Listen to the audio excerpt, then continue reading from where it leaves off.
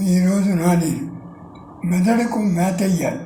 అప్పుడే ఉల్లాసంగా ఉత్సాహంగా ఉరకలేస్తుంది.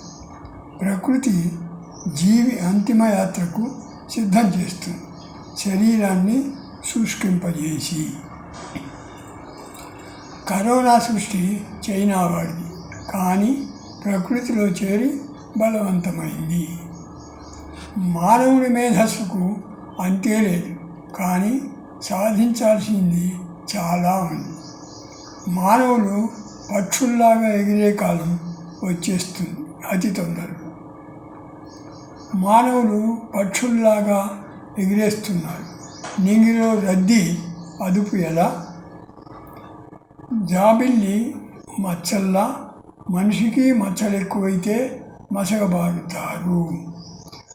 మనిషి వినయ విధేయతలే పెన్నిధి, భోగభాగ్యాలు అంతే, తేడా ఎంతో. మానవుని మేధాశక్తికి సంపూర్ణమయ్యేది ఎన్నటికీ కాలేదు. మత్తు మందులు ఉవ్విళ్ళూరుతున్నాయి యువతను మత్తులో ముంచటానికి. ప్రకృతి విపత్తులన్నీ స్వయంకృతాలే. గట్టి నివారణ మార్గం వెతకాలి.